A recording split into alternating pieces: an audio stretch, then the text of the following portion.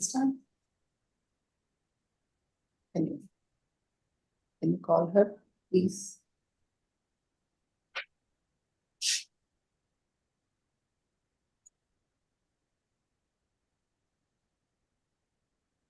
Also?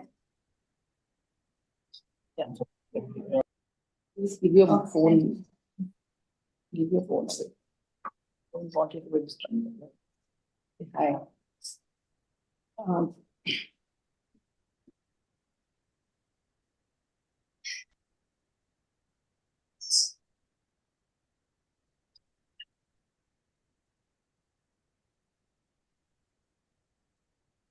Is the camera? Camera needs to. Good afternoon and good day, everyone, and welcome to another session of Talk Pro Health. When we are doing a 2025 Women's Health Day special today, it reminds me of the 2024 session we did with a beautiful set of panelists discussing absolutely about today's women and her work stress and hormonal changes and all. Why do we need to do this? Every Women's Health Day is something which we should ask ourselves. As women, what type of health are we prioritizing? We are only doing at best the disease-oriented checks or disease-oriented questioning, precaution. And once the diagnosis is made, we are not even thinking about how is any of the things which I didn't do as a child, what I was not made aware of, and what my parents are, or my mother or my aunts are falling prey to. This is something which today's generation does not even want to know about it because we love living in the world of denial all over again. The question which we have to ask as women is, am I eating well? Am I sleeping well? Am I physically active?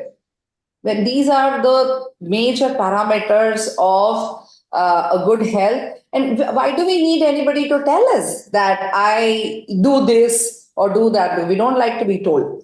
So on this panel discussion today, I have with me we have three clinicians who cater to women right from their childhood to their senior citizen status.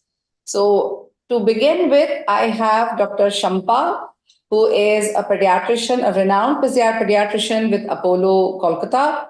Welcome, Dr. Shampa, and thank you very much for taking out time to join us on this discussion on women's health. We have Dr. Raj, who is a very well-known leading gynecologist here in Chennai. She is a part of Apollo Cradle and OMR, Apollo Multispecialty Hospital at OMR. And with me, I have young Dr. Priyanka, who takes care of all the senior citizens. She's a geriatrician who is working out of Apollo Main, Chennai. So we will start with Dr. Shampa. Ma'am, what is it that we are missing in adolescent girls today that will impact as they grow older?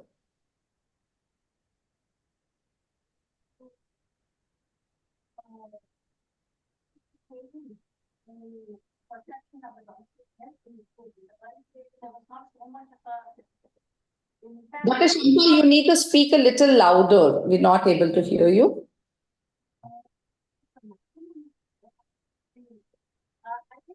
Very important now? Yes, better. I think what was not so important previous year, there was not so much of trust on under five. This is still not clear to me. Yeah, ma'am, you need to speak a little more louder. Maybe can you get a headphone? Mic, yeah, little more closer. Just very, very loud. Actually, I'm understanding why I'm not being able to get you. Are you able to hear me now? Better. Yeah. Can I just wait for a headphone while we can move on to somebody else? Sorry. By the time I get the headphone, can you get across to somebody with question? Sure. We can do that, ma'am. Please, get the headphones. Yeah, so the question which we were trying to ask Dr. Champa is that what is it that we are missing in our childhood, which is going to impact our adult women specifically? Dr. Rajshri, do you want to take this question and say what is it that we are missing out in the teenage girls that is going to impact their adulthood? I think the biggest impact basically is the change in lifestyle that I see in young girls nowadays. I think physical activity has almost become non-existent, especially when girls reach their 9th standard, 10th standard. I think the physical changes make girls more aware of their bodies, so they do not actually want to go out and play. And of course, once they reach their higher education, they concentrate more on studies. There's a stark difference between how boys and girls do physical activity. Boys somehow continue to do this, but girls absolutely stop any kind of physical activity when they notice changes in their bodies. They become more aware of their bodies. And of course, they seem to have this fascination for studies that they want to do all the time. And of course, there's a big change in dietary habits that has also happened, all of which has contributed to this big obesity epidemic that we are seeing that is starting off right from the teenage years. I think that is the basis of the big PCO epidemic that we are starting to see. So the basis of all this starts off in their teenage years, and of course, by the time they see gynecologists, we see the problem getting more and more pronounced that, which means we need to tackle these issues happening in the teenage years rather than waiting for the effects of these to actually be apparent in their 20s and in their 30s. So I think that's the big difference that we are seeing now compared to a couple of generations ago. Yeah. So, Dr. Priyanka, are you seeing elderly women today who probably would have benefited with a little more medical awareness as girls, as child, which is impacting their health today? Uh, in elderly women, so we end up seeing elderly women only, as you said in the beginning, only in the stage when they are diseased. So if some awareness was there with regard to how to focus on their health, especially in premenopausal women, with regard to focusing, what I see more commonly is with calcium and vitamin D3 deficiencies. So if they would have, were aware of this in the beginning of their premenstrual health, maybe that would have been very useful. So that is one place I definitely see, earlier education would have helped a lot. Yeah, that means you're saying that we could have prevented more osteopenia and osteoporosis if they would have been smarter in their 40s, Yes, right? definitely. But what about much younger? I mean, there was not much uptake of vaccination when these 60 plus would have been like 25 or 30 years back when they would have been a 10, 15-year-old.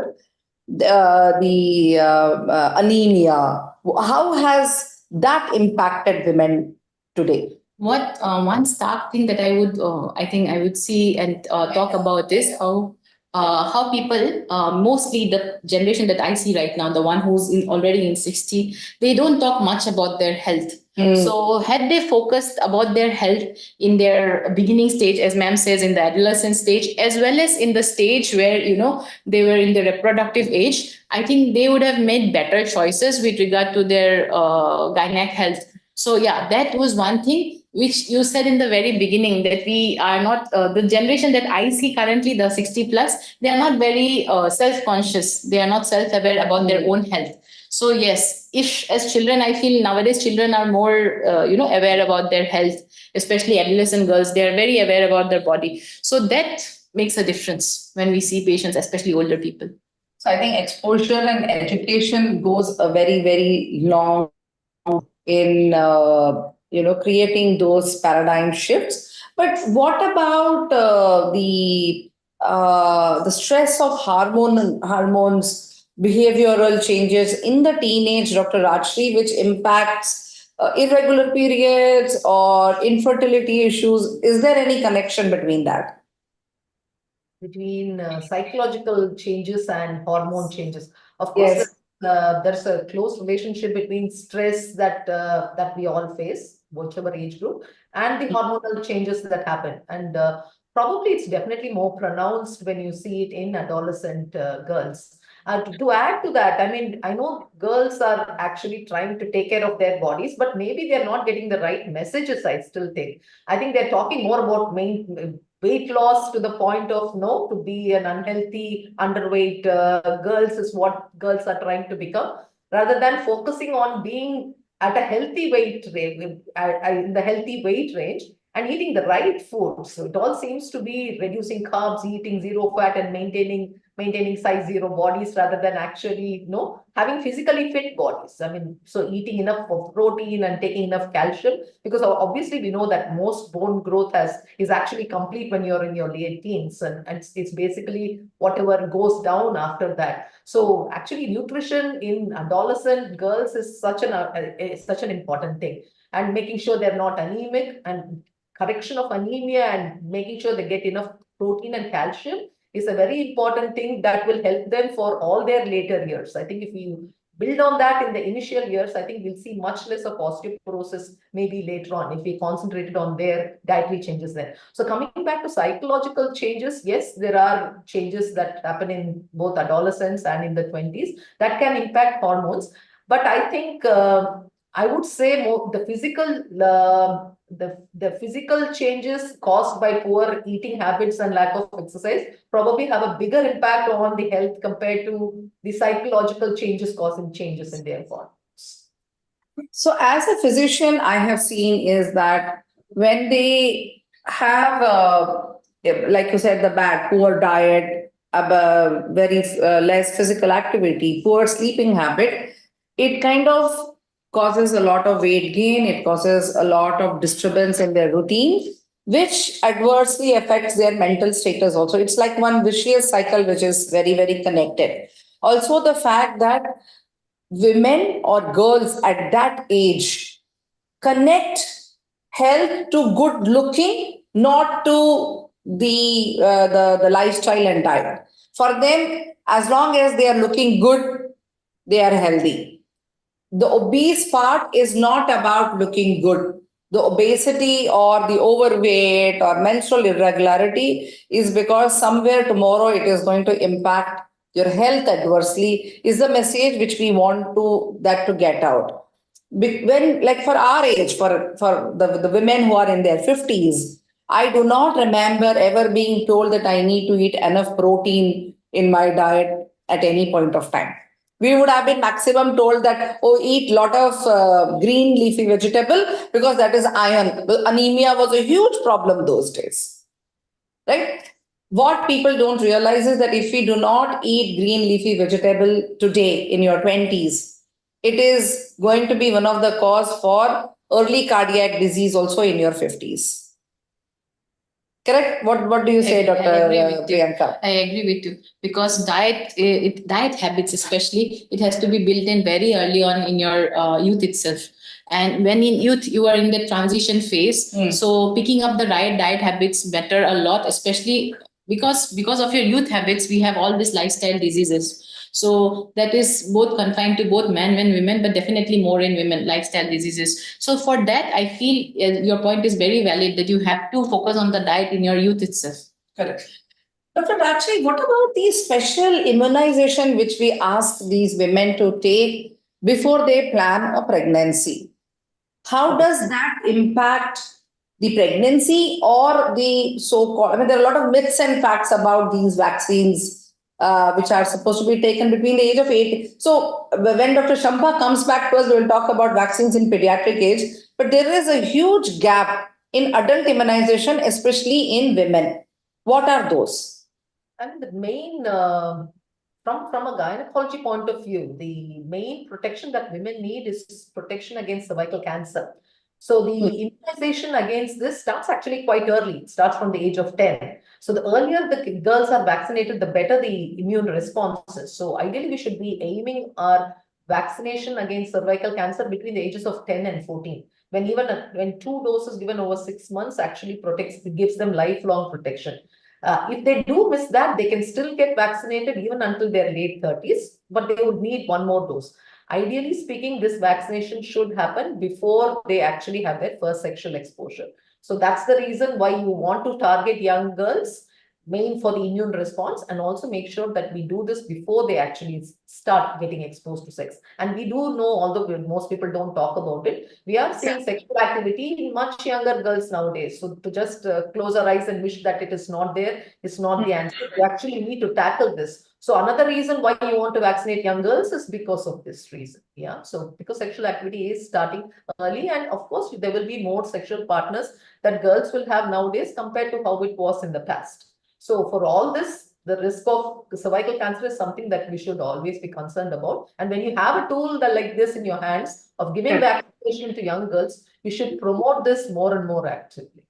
So what about rubella vaccine?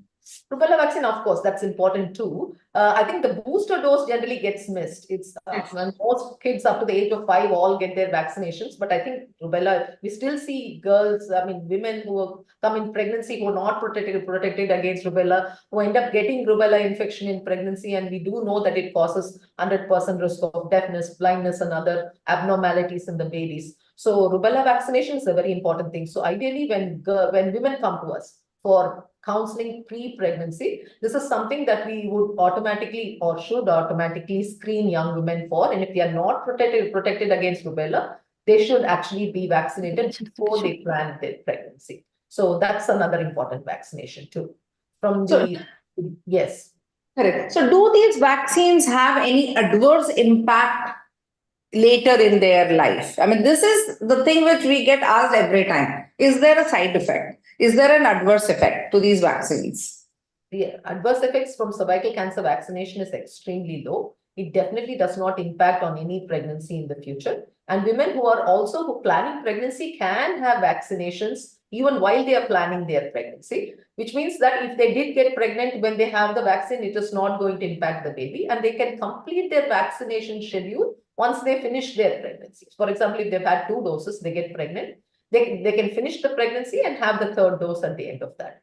And also cervical cancer vaccinations are completely safe while breastfeeding too. So if they do miss having it then, breastfeeding is another time when you can actually target these women and make sure that this vaccination is complete. And I think the same with rubella vaccine. It's a live vaccine, so you would tell women not to plan pregnancy for a couple of months after the injection. But after that, then it has no long-term impact on women. The protection definitely helps prevent rubella infection in babies. So it's something that I would definitely advocate. I think we've lost, I can't hear you, Dr. Srividya.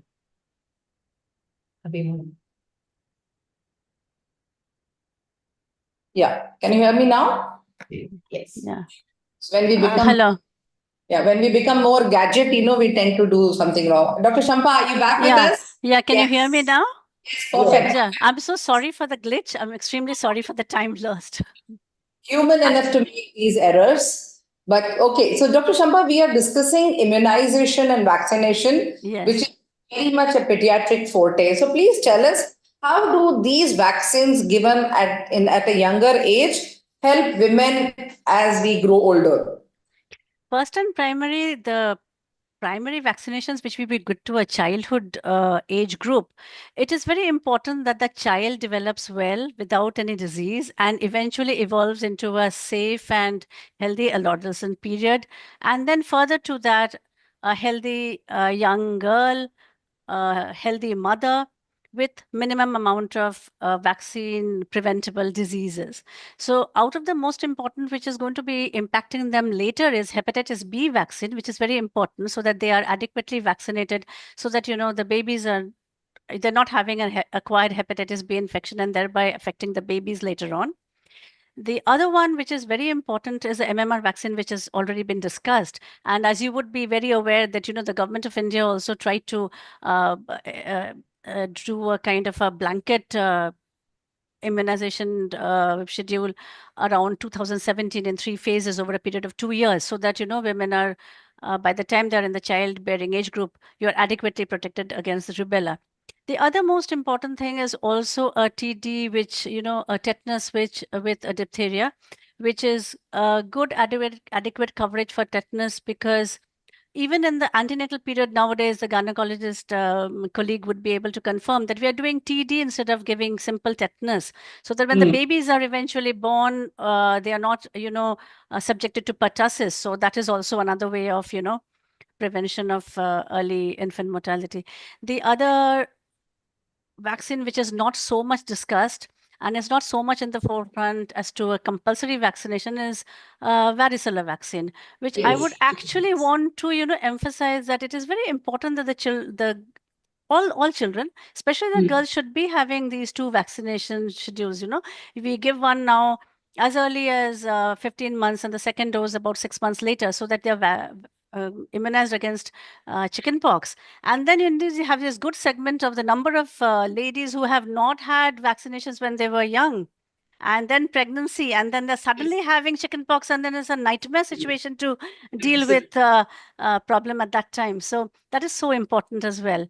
So these, and of course the cervical cancer vaccine, which ma'am has already talked about, my colleague has already talked about. So it is getting them early, like she emphasized, 2 doses between after 10 years of age, 6 months apart, and of course they should not miss it if they are having it later, like she already discussed.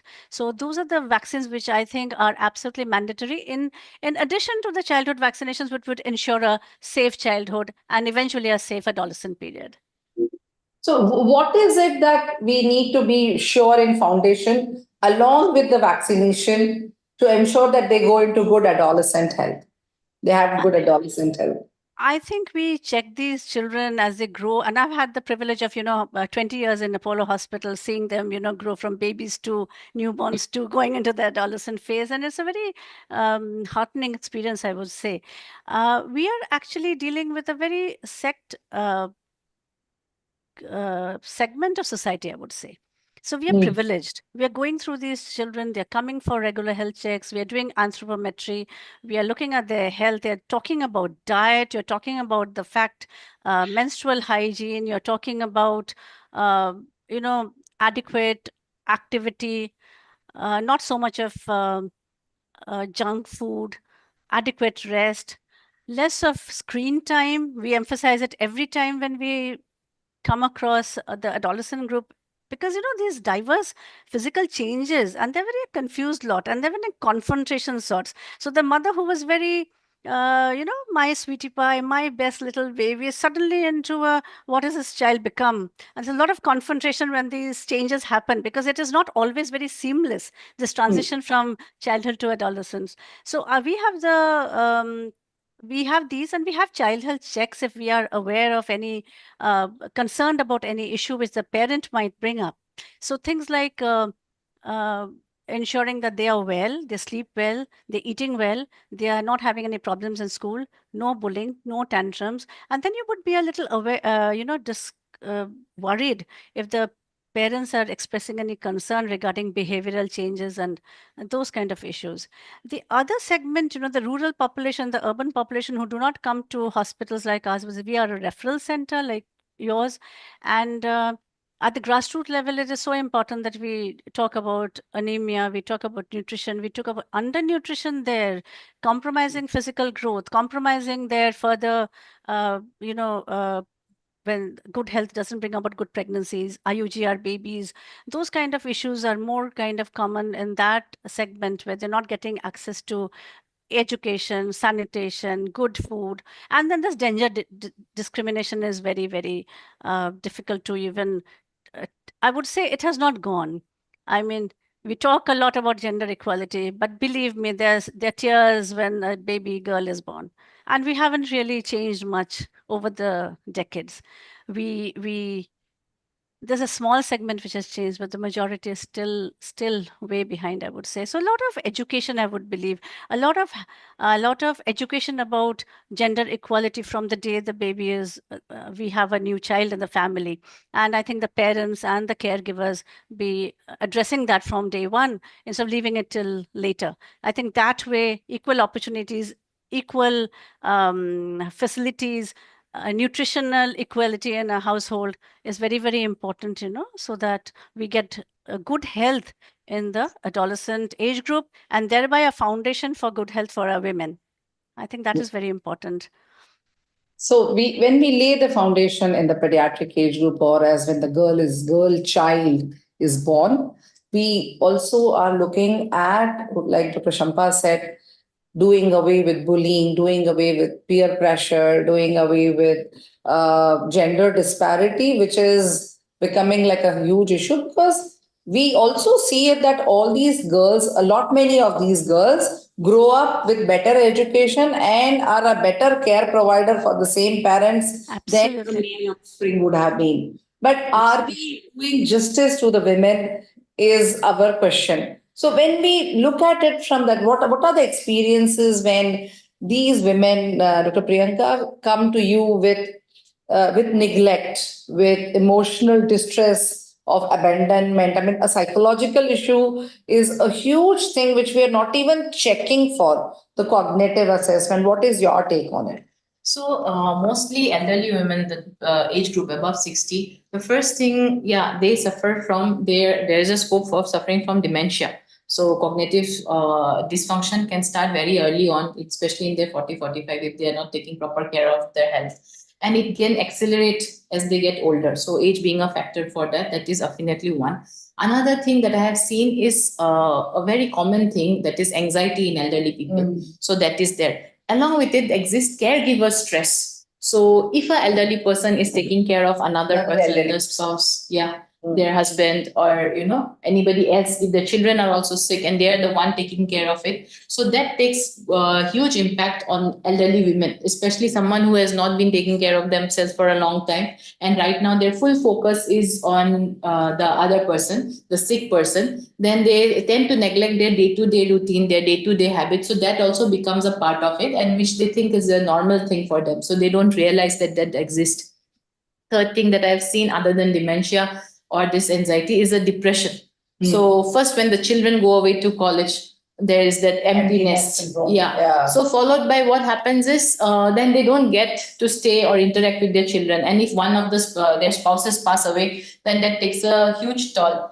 And up to 6 months, we say that is okay if they are coping with it. After that, if that still persists, then their quality of life from the cognitive point as well as from their mental wellness deteriorates further and further. So with that, they are not able to cope up with their own children if they're staying with the children, if their spouse passes away. So if caregiver stress exists, so exists the stress and depression post someone's death. Yeah. So those starts impacting very early on. So we have a lot of tools which are available in the market today for assessing cognitive assessment, which look tedious for people to do it, but it is worthwhile doing it.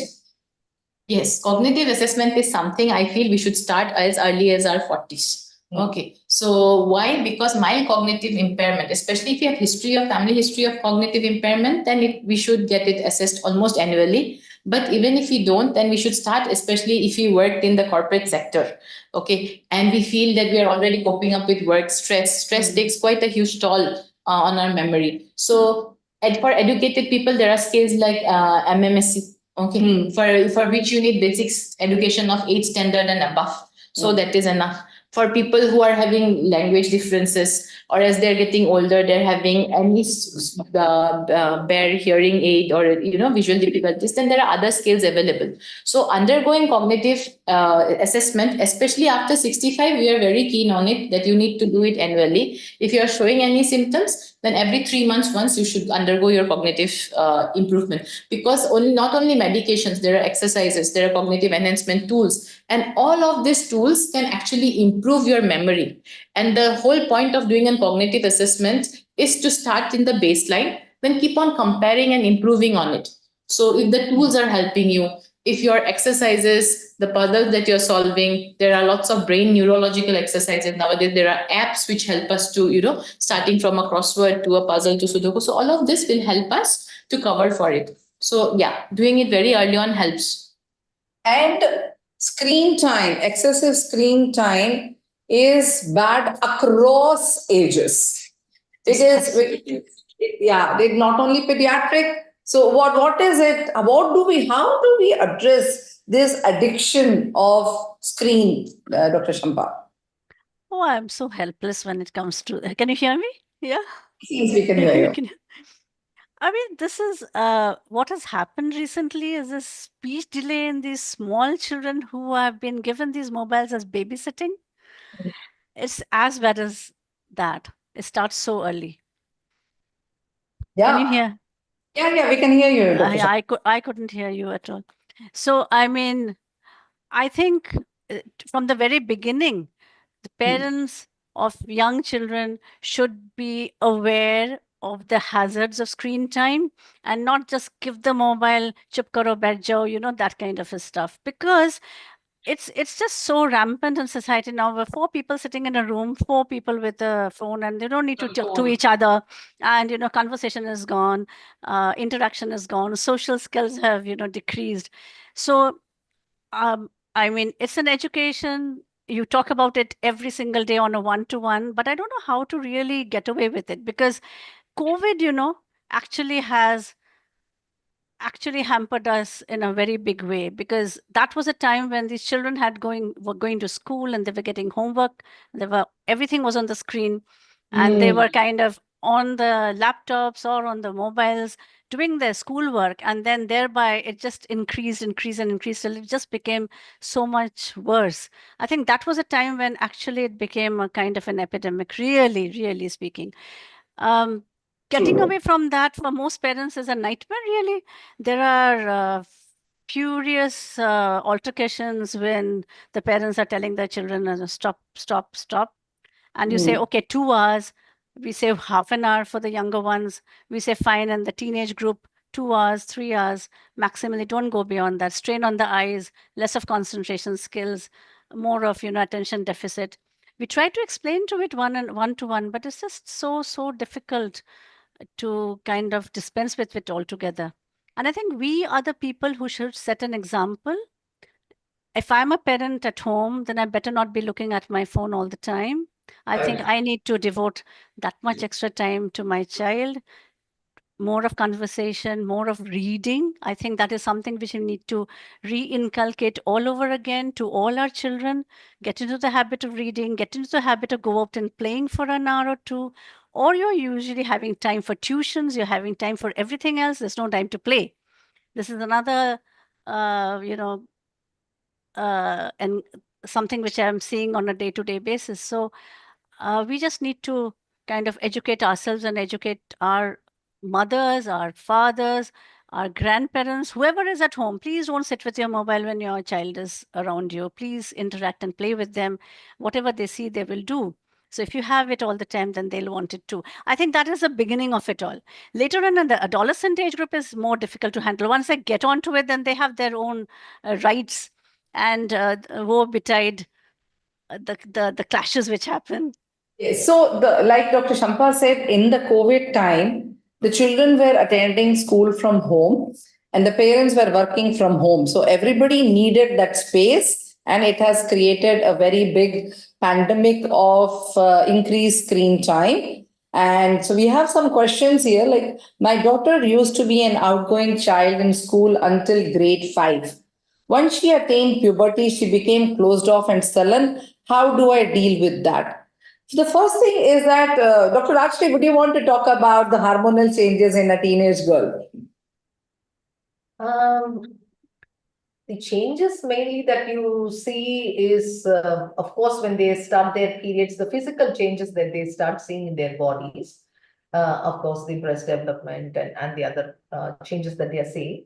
They also have, I think, partly because of the physical changes and also because of the effect of hormones on their thinking.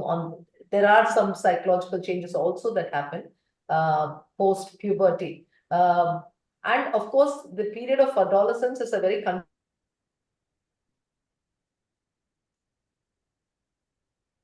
You lost her. Yeah, I think what Dr. Rajshri. time because of the mental changes actually start to rebel at that stage. Hello, can you hear me?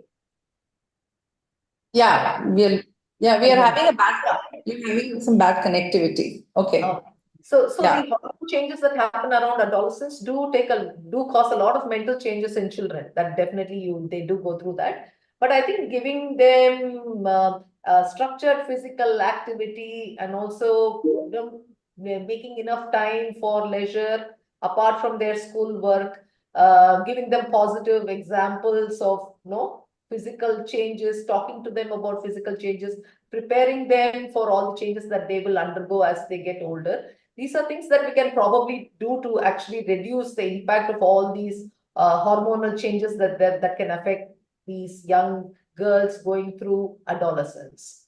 So I think although these physical and mental changes are expected, what we can actually do in the form of taking them, guiding them through this process is going to make it a more positive change than what most girls end up enduring because of all the changes that they have during their adolescence. So I think pediatricians play a role in that more than gynecologists during this period, because we tend to see them much when they actually become 18, 20. So it's probably more a pediatrician's forte when they go through all these changes. And also, I would like to add that diet plays a very, very important role at this stage. That is that age from 10 to 15, wherein we cater to their needs given to a tantrum or by giving them their favorite food. Essentially, the children's diet today, which goes into their adolescent and adulthood, is a very, very carb driven diet. And one of the best way to handle is to ensure that you are having their favorite meal, but with a more healthier option. One of the best way to handle your daughter is to talk to her, to make her sit down at least once a week and have a very open talk. And parents need to listen instead of telling them. A lot many times these children, as I see, is that they don't need solution from the parents. They only want the parents to listen. So one of the best way to do it is to, okay, let's have a talk and I am going to listen to you. You tell me what is happening with you. You tell me what are the changes you feel you're very uncomfortable with. A open-ended discussion with your daughter so that she comes up and is able to trust you. A lot many times these children feel, these girls, we're talking about girl child, the girls feel that they cannot trust their adults, and that is a very, very dire situation. The next question is that my mother is very stubborn. She always thinks she's on top of her health, but she's 65 and I want her to start doing health check. What will happen if she doesn't get regular health checks done? So I think this question was guided to me only. Yeah. So the first thing is, if somebody feels they are on top of their health, that is a very good thing. But when it comes to elderly people, it is not necessary they will show the same symptoms. They might have underlying hypertension, underlying diabetes, and it is not necessary they will show the symptom in the beginning like a regular younger person. There are symptoms which might be just confusion or fall that can happen at a very extreme age. So instead of waiting for that, it is very important. I go by your idea that you want to do regular health checkups. Regular health checkup can start with a very basic thing, is getting your blood pressure checked at home itself.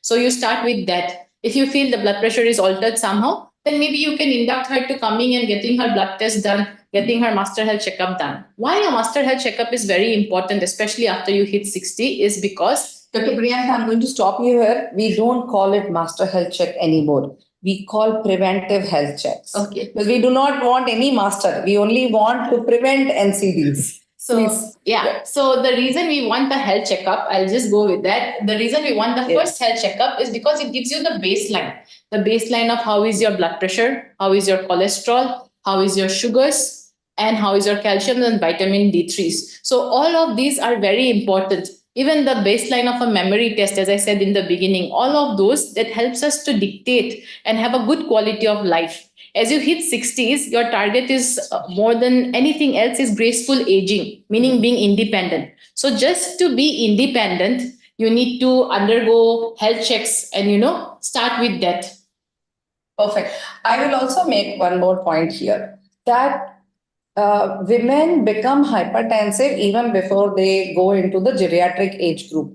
A lot many time, a regular blood pressure check and a cognitive assessment will tell if there is an electrolyte imbalance which is going undetected.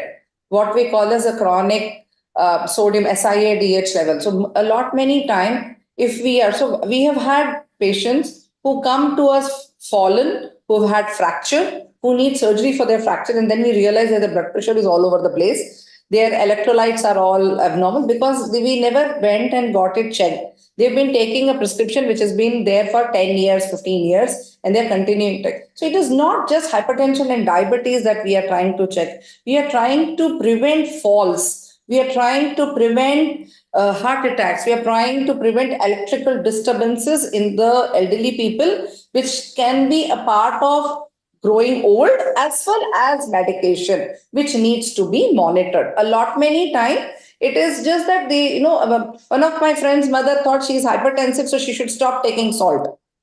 That's it. Because somebody told her that sodium low, salt causes hypertension. She just stopped taking salt, and she became severe hyponatremia, and then she fell down, and then she had a fracture, and then one big circle. Yeah.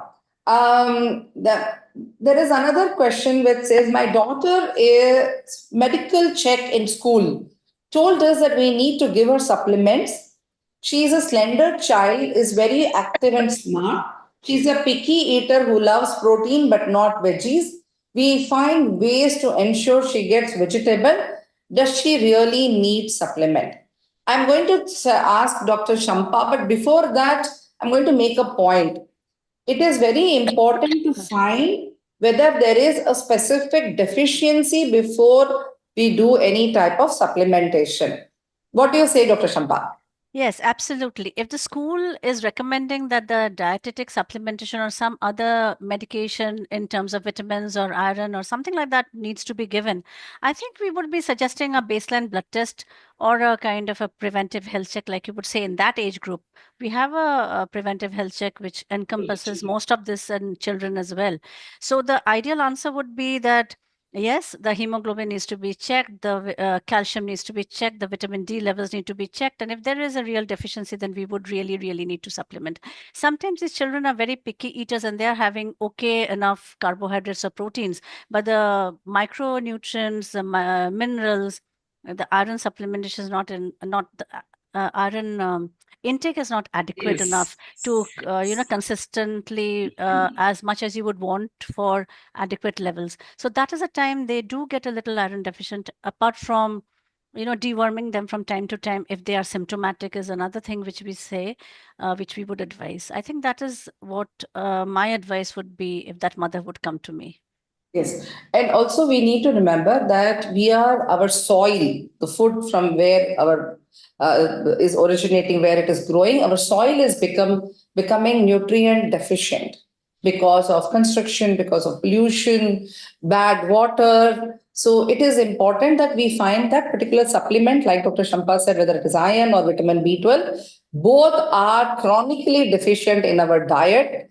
And vitamin B12 is not easily available in any food items right now. So a small supplementation goes a long way. And it is water soluble, so it is very safe. There is a comment from my friend, Mrs. Rama. She's saying it is important that the parents need to be educated. And I really feel this is very true. It is very important that the parents go for some sort of a counseling when they are handling difficult children. Parents are missing out on a lot of behavioral changes. The child getting bullied in school, the child getting abused in school, because these are all taboo subject. Girls especially, they are not able to come and tell, because the minute they come and tell something, it is taken as something is wrong with this kid, not the environment in which they are living or going to. So very, very important point that parents need to be made aware and educated to ensure that their children are having good practices. Point taken. Thank you very much. How to deal with sibling rivalry? Wow. I really wish we had. My second born complains to school teacher that mother does not love me. She loves more the elder one and younger one. She's angry with other kids. As a mother, why should I be doing? Dr. Shambha, you are the right person to tell us this. Well, it goes as back as when you have the second baby. And when I had my second child, what would I have? What did I do? And that's what I tell my mothers. You know what? With the arrival of a new baby, the older one suddenly feels very bereft, as if his whole universe has gone for a toss and he doesn't have a footage in the family anymore. And anybody and everybody, mommy is sitting with that baby, she is feeding, he is, don't disturb, keep quiet, the baby is sleeping, don't touch. A relative comes and, oh, sweetie pie, the new baby. And that little child there is looking, I was the one who was given a gift and now I'm kind of sidelined. So I think a little bit more of feeling, and as difficult that is for a parent or for the parents or for the grandparents who are immediate carers during that period, is to make sure that the older child from day one of the arrival of the new baby is not felt left Left out. alone. And he Okay. should be kind of, kind of, you are In- here and this baby is here because you're here and we love you a lot, and kind of show the child that, we love you a lot. Give him a hug, him or her, whoever. Give the child a hug. Make sure that he understands or she understands that you are or he is as important a member of the family as he or she was earlier. So if the mother is feeding the child, I say, why don't you take the other child and make him sit with you? Why don't you make the child lie down beside you at times and, give him a little rumple and try to finish off your work there, and let, when he comes back from school or she comes back from school, make sure that you have time, exclusive time for that child, instead of just being with the other child. And never ever say that he is young, please keep quiet, don't touch, never fight. If the younger one is making look at the younger one and say, do not disturb your older child, the older brother or sister. Do not dare to be unkind to you. So it's the other way, because that little one is not understanding what you're saying. The older one is. So if you look at the younger one and say that, do not disturb your dada or didi or appa or appi. So that, I think, makes a lot of difference from day one. And when the relatives come, I say, give the child a gift first, greet him first, then go to the other one. And between the two, there is going to be always a time when rivalry happens, but it's a healthy rivalry. They don't hate each other at the end of the day. If the parents are, starting from day one, that is a way. Now, when there are times when even this doesn't work really, at times it just doesn't work. I think it's just a little bit of patience and the family just being around the child and not saying too much, but making sure that you're there for the one who is actually accusing you of sibling rivalry. I think that's most important, I think. It's difficult, but it's doable. Yeah. What do you feel? What do you feel? Like you've gone through, you know? No. Feel about parents handling the younger ones. That's what I was asking. I feel that there is no 100% Way guidebook to it. to parenting. Don't know. I remember stories from where the older child has kept the younger one under the bed because they don't want to be, I am the only one here, things like that, and both ways. One of the best way, like Dr. Shabba said, is that to prepare the older child from the day the mother becomes pregnant with the second child. Inclusiveness, that we are family, you are going to be responsible as the parent, but you are the elder brother, you can have fun also, elder brother, elder sister, you can have fun, and you are also responsible, because remember something, that you have had that many number of years more than your second Yes. the second yeah. Sometimes that doesn't seem to work, because the idea, yes, a baby is going to have happiness, everything is there, they understand it, but the comprehension is not there. So once the arrival actually happens, when the baby is actually there in the family, then they don't take to it so easily most of the time. But yes, I mean, that's another way forward. It's not always that they comprehend it so easily.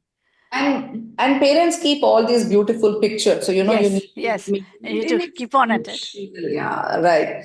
Dr. Rajshri, there's a very pertinent question here. 16-year-old daughter has a boyfriend. She's worried that she's sexually active. Can I start her with birth control pills? What is the long-term effect on the health? That seems a little, I think this is a good starting point to first of all have a discussion with your daughter on what actually having a relationship means.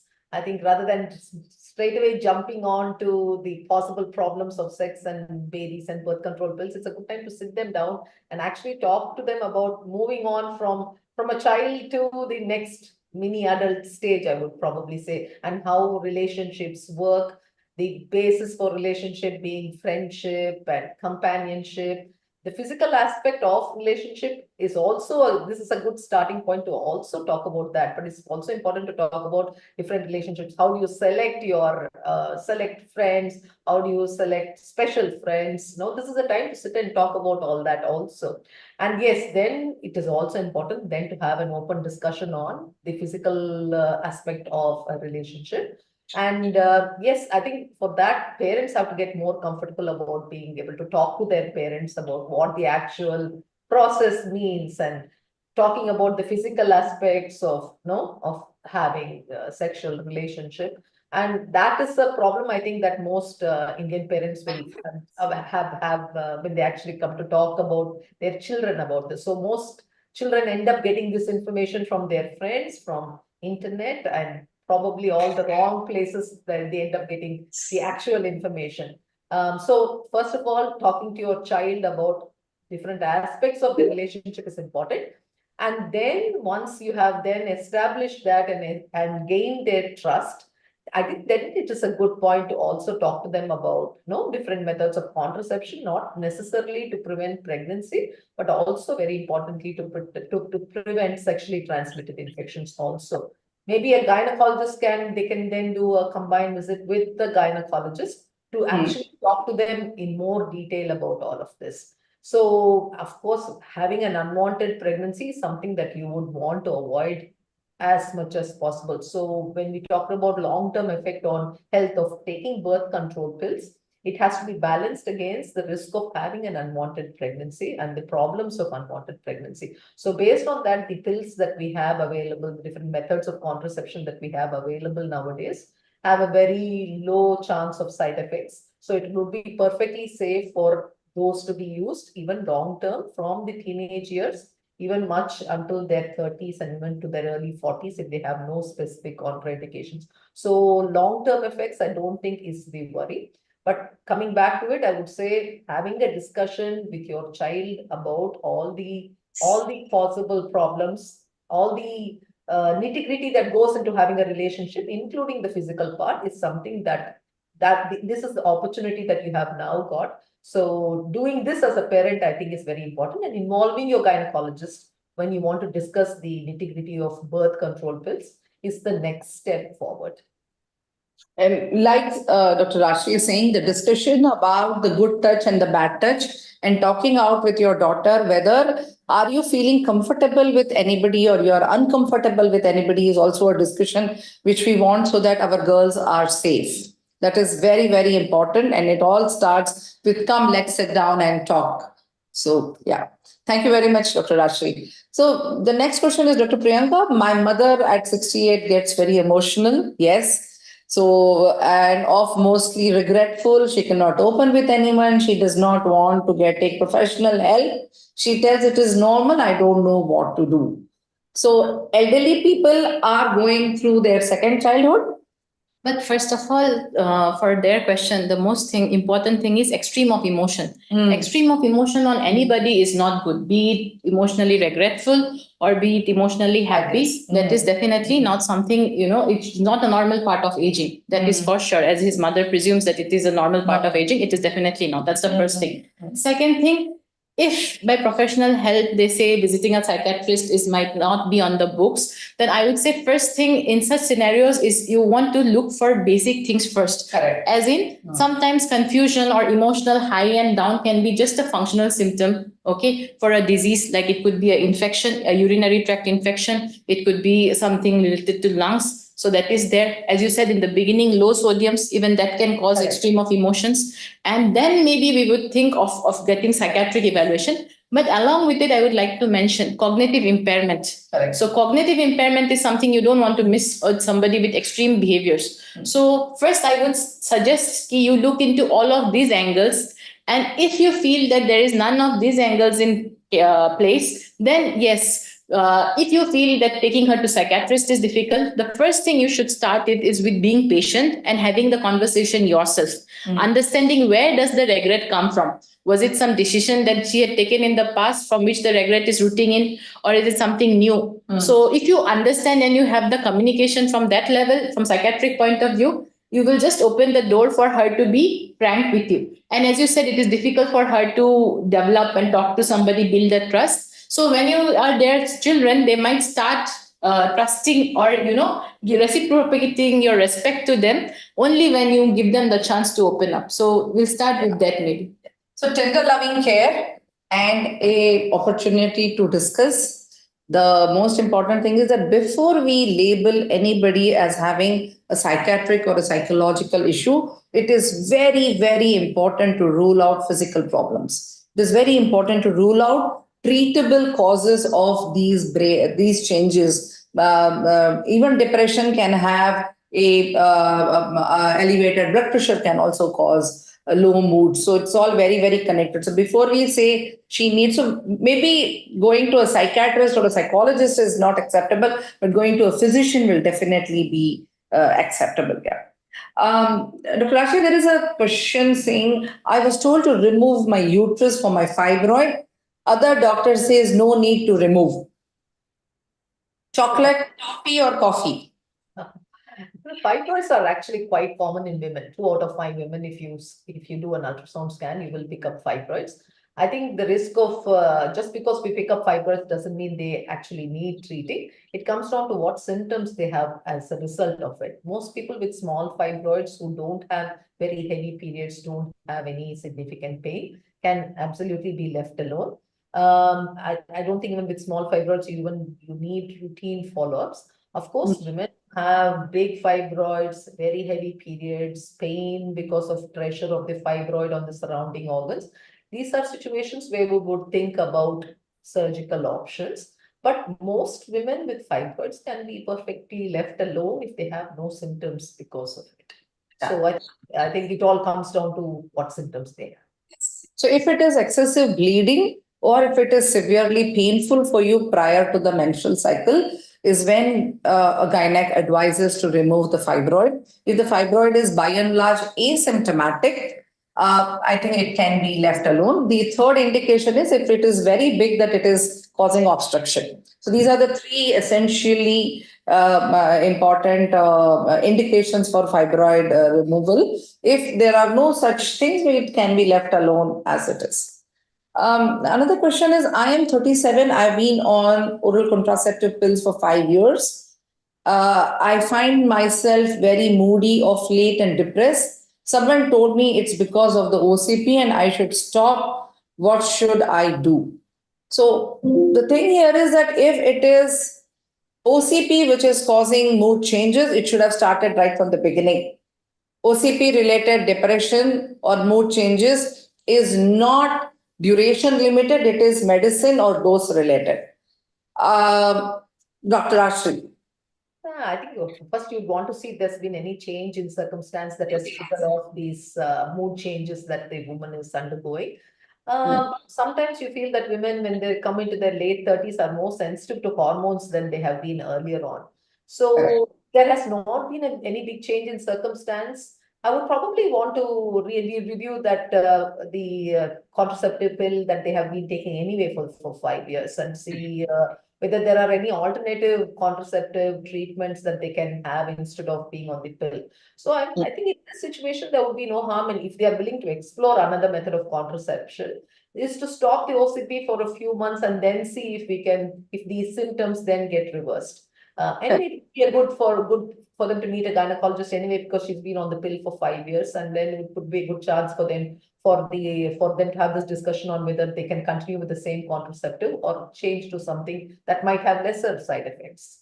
So yeah, I mean it is possible, but I would still say have the discussion with your gynecologist first before you stop the medication. So then you're exposing yourself to the risk of having an unwanted pregnancy too.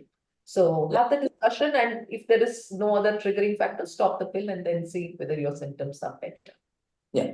And mood swings and depressions are organic. If there is a parallel sleep disturbance, appetite and low self-care. If you're not interested in eating, if you're not interested in sleeping, and if you're not able to eat, there's no appetite, then this depression probably or this mood change is definitely organic and again needs to be definitely checked by a thing. So what should you do is first go and consult your gynecologist to see if any change in the OCP, because OCP on 5 years is a very long time already. So we need to definitely check if there has been any other hormonal changes which has happened. And then again, go back to your physician and see if these mood swings are cyclical. So many things are there. So please go and have a good discussion with your doctor.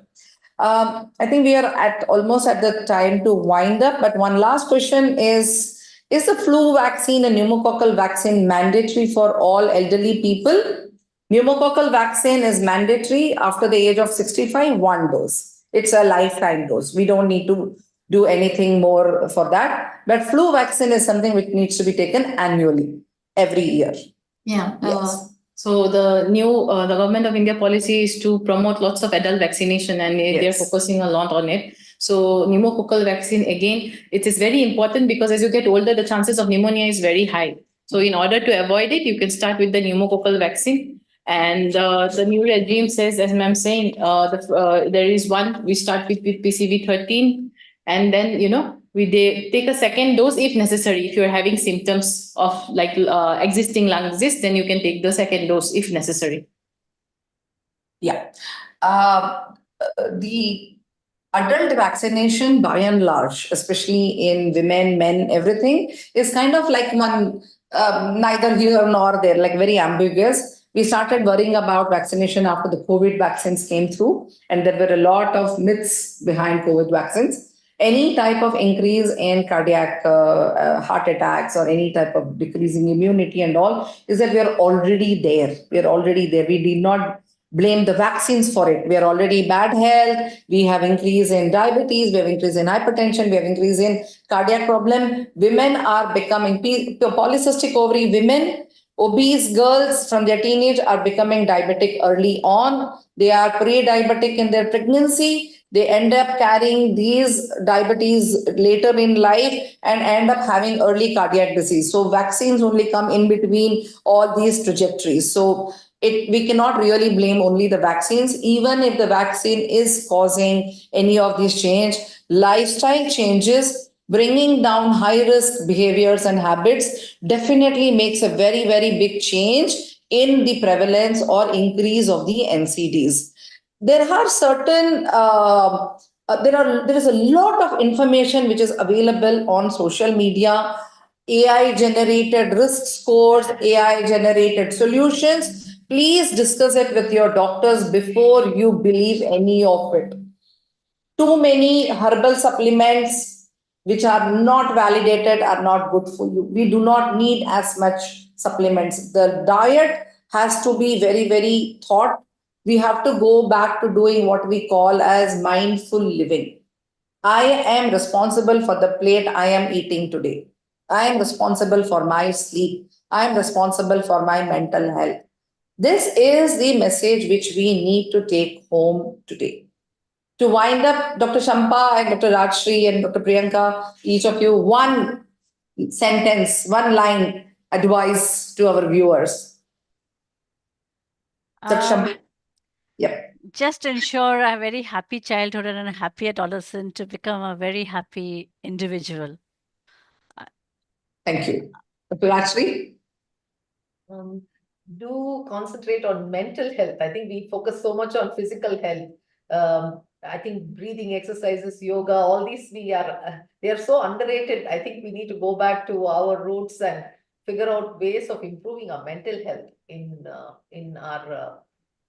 women or in all women. So the physical aspect, I think, sometimes gets much more importance than the mental aspect of it. So I think that is something that all women should also focus on, being happy. Happiness, yes. Yes. And Dr. Priyanka, what do we tell our elderly women? No, I think it is, I would just conclude with one sentence, that is life expectancy is 90 and we need to be ready for 90. Yes. So that is the best thing I think I should end it with. Yes. And ladies, denying ourselves good health denying ourselves good life is a very big crime or a very big injustice to the society at large. It is very important that we take care of ourselves to ensure that our society remains healthy also. On that note, we're going to close off here. Thank you very much for being here, Dr. Shampa, Dr. Rajshri. Dr. Rajshri, a special thanks to you because our original speaker was Dr. Nirmala, who couldn't attend because of an emergency. So Dr. Rajshri stepped in spite of her busy practice. Thank you so much for being here with us today. Dr. Shampa, thank you very much. Really, really lovely having you here with us. Priyanka, lovely catching up with you on this platform. Thank you very much. And we look forward to catching up next month or the 1st of Wednesday with another topic on for Talk ProHealth. Thank you very much. Thank you. Thank you. And Thank Moji, you. your biryani also. Yeah. Thank you.